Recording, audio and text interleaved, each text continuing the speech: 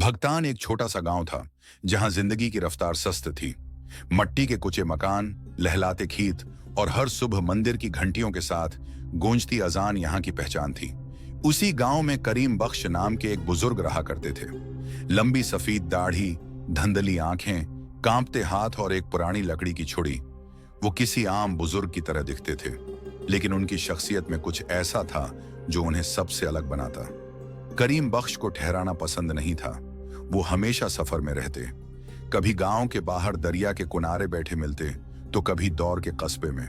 लोग कहते थे कि वो जिंदगी का मतलब समझने के लिए सफर करते हैं, लेकिन सच्चाई ये थी कि उनके हर सफर के पीछे एक गहरी वजह थी। करीम बख्श की ये आदत बचपन में ही पड़ गई थी। उनके वालिद एक ताजिर थे जो अक्सर दौड़ दौड़ के शहरों में जाया करते।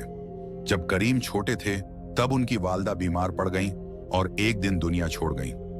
वालिद का ध्यान कारोबार में लगा रहता और करीम अक्सर तन्हाई का शिकार हो जाते।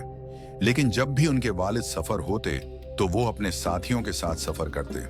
से लौटते तो उनके पास उनगंत कहानियां होती, किसी रेगिस्तान के सौदागर की, किसी पहाड़ी गांव की प्रासरार गार की, या फिर दूर की मस्जिद में मिलने वाले किसी दरवीश की। ये कहानियां सुनते सुनते करीम के दिल में सफर का बीज अंगड़ाई लेने लगा। उन्होंने तय किया कि वो भी एक दिन सफर करेंगे, लेकिन सिर्फ दुनिया देखने के लिए नहीं, बल्कि सीखने और बांटने के लिए।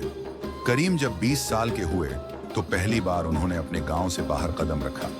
वो करीब के कस्बे गए जहां एक सूफी दरवीश का मेला लगा हुआ था। दरवीश ने उनकी आंखों में तजस्सुस देखा और पूछा, बेटा, सफर पर क्यों आए हो?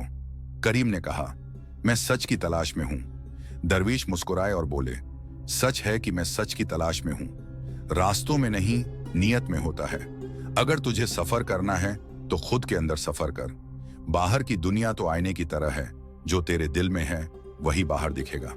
इस मुलाकात के बाद करीम ने ठान लिया कि उनका हर सफर किसी न किसी सीख के लिए होगा। करीम बख्श ने कई बरसों तक सफर किया। वो राजस्थान की रीत से लेकर कश्मीर की वादियों तक पहुंचे। एक बार वो ऐसे गांव में पहुंचे जहां पानी की शदीद कमी थी। उन्होंने देखा कि लोग दुरिया तक जाने के लिए मैलों सफर करते हैं।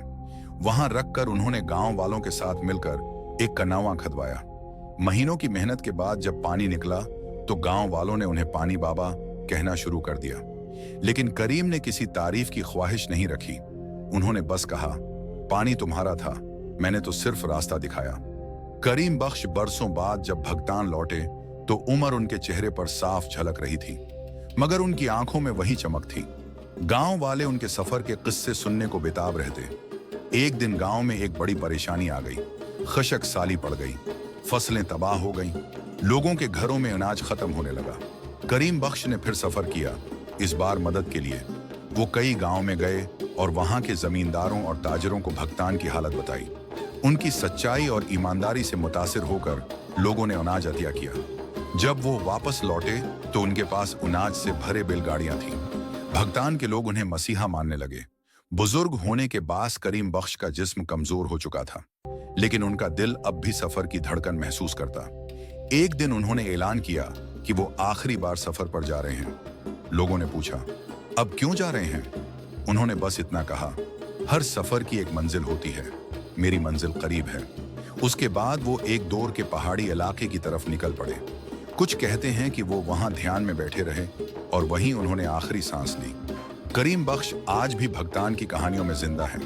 उनके सफर, उनकी कहानियां और उनकी सिखाई बातें हर बच्चे के दिल में बसती हैं। उन्होंने सिखाया कि सफर सिर्फ कदमों का नहीं, रूह का होता है, और सबसे बड़ा सफर इंसानियत की खिदमत करना है।